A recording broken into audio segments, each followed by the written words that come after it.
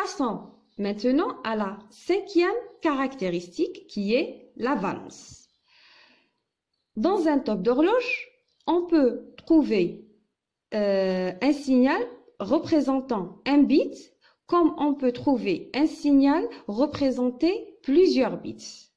Le nombre de bits représentés dans un top d'horloge représente ce qu'on appelle la valence. Dans cet exemple, la valence, elle est égale à 1 parce que chaque signal, il représente un seul bit. Dans la deuxième figure, si vous êtes en train de remarquer, la valence, elle est égale à 3 parce que chaque signal, il va représenter 3 valeurs. La question qu'on se pose, c'est comment reconnaître ou comment savoir que chaque signal, il va représenter tel nombre de bits, ou plutôt comment on arrive à distinguer entre les différents signaux des différents tops d'horloge. Parce que chaque signal, il doit représenter une valeur unique. On ne va pas trouver la même forme de signal représentant deux suites binaires, deux valeurs binaires complètement différentes. Alors, on va commencer par cet exemple. On remarque que nous avons deux signaux différents, deux formes de signaux complètement différentes. Le signal au niveau du premier top d'horloge possède ce qu'on appelle une fréquence double, tandis que dans le deuxième top d'horloge, le signal possède une seule fréquence. Et ces deux-là, ils sont différents. Donc, on sait que le premier, il va représenter un ensemble de bits et le deuxième représente un autre ensemble de bits. La question qu'on se pose maintenant, combien de bits il va être représenté par chaque signal? À savoir que la valence, elle est constante. Elle ne change pas d'un top d'horloge à un autre. C'est-à-dire qu'on ne va pas trouver dans un top d'horloge un signal représentant par exemple 3 bits et dans le top d'horloge suivant, il va représenter 2 bits. Non, la valence, c'est une valeur constante durant toute la transmission du message. Alors, il existe une relation entre le nombre des signaux différents que nous appelons les états possibles d'un signal transmis, ou vous pouvez le trouver sous la nomination les niveaux transportés et la valeur de la valence.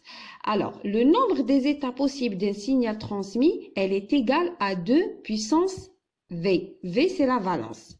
Sachant que le nombre de signaux, on le connaît déjà selon cette figure, elle est égale à 2.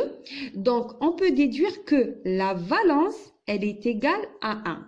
Autrement dit, chaque signal, il va représenter un bit. Donc, on va supposer que celui-là, il va représenter le 1 et le deuxième signal, il va représenter le 0. Donc, automatiquement, celui-là, ce sera un 0 et celui-là, ce sera un 1. Passons à un deuxième exemple avec une autre formulation. Nous avons cette suite binaire et il nous a demandé de la représenter sous forme d'un signal analogique, sachant que la valence, elle est égale à 2, c'est-à-dire on va avoir 2 bits par un top d'horloge. Donc, la loi dit que le nombre des signaux différents est égal à 2 puissance V, sachant que V est égal à 2, donc on va avoir 4 signaux différents. Et c'est vrai, parce qu'avec 2 bits, on va avoir 4 possibilités, 0, 0, 0, 1, 10 et 11. Et chaque possibilité, on va lui donner une forme d'un signal. Donc, pour le 0, 0, on va lui donner cette forme-là. Pour le 0, 1, on va lui donner cette forme-là. Pour le 10, on va lui donner cette forme-là. Et pour le 11, on va lui donner cette forme-là. Donc, le 10, il aura ce niveau de signal. Le deuxième, le 0, 0, ce sera de cette forme-là et ainsi de suite. Dernier exemple, on nous a donné cette figure avec cette représentation de signal et il nous est demandé de déterminer la valence. Alors, selon en se basant uniquement sur cette figure, on va déterminer qu'il y a 8 niveaux différents, ou les 8 niveaux transportés. Nous avons 1, 2, 3, 4, 5, 6, 7, 8. 8, pourquoi? Parce qu'aucun signal ne ressemble à un autre. Donc, selon la loi, le nombre de signaux différents est égal à 8, donc c'est 2 puissance 3. Donc, on détermine que la valence est égale à 3. Donc, nous avons 3 bits par un top d'horloge. Donc, nous avons 00, 01, 010, 011, 100, 101, 110 et 111. Donc, on va supposer que le 00, ce sera de cette forme-là. Le 01, ce sera de cette forme-là. Et ainsi de suite. Bon, veuillez m'excuser, j'ai pas terminé toutes les formes possibles. Et ainsi, on obtient cette suite binaire. Alors, il y a une relation entre le débit, la rapidité de modulation et la valence, sachant que le débit est égal à la rapidité de modulation multipliée par la valence. Alors, pour mieux comprendre cette relation, on va faire un petit exercice. L'anneau de télévision offre une bande passante de largeur de 6 MHz. Quel est le débit binaire praticable en bits par seconde si on utilise un encodage à 4 niveaux, c'est-à-dire nous avons 4 signaux différents? Alors, on sait que le débit binaire est égal à la rapidité de modulation multipliée par la valence. On va essayer de déterminer au premier lieu la valeur de la rapidité de modulation. Nous savons, selon le théorème de Nyquist, que, sachant qu'il nous est donné uniquement la largeur de la bande passante qui est égale à 6 MHz par seconde, donc selon le théorème de Nyquist, R, elle est inférieure ou est égale à 2 fois la largeur de la bande passante. Donc, inférieure ou est égale à 2 fois multiplié par 6 MHz par seconde. Donc, lorsqu'on travaille, on calcule la rapidité de modulation, la largeur de la bande passante doit être en unité de Hertz, pas MHz. Donc, j'ai converti le MHz en Hertz par des puissances de 10. Donc, est égal à 12 multiplié par 10 puissance 6 bots au maximum. D'un autre côté maintenant, on va essayer de déterminer la valeur de V. Alors, nous avons un encodage à 4 niveaux, c'est-à-dire que nous avons 4 types de signaux différents, qui sont le 001, le 00, le 01, le 10 et le 11. En se basant sur l'équation précédemment vue, le nombre de niveaux est égal à 2 puissance V, sachant que le V, c'est la valence.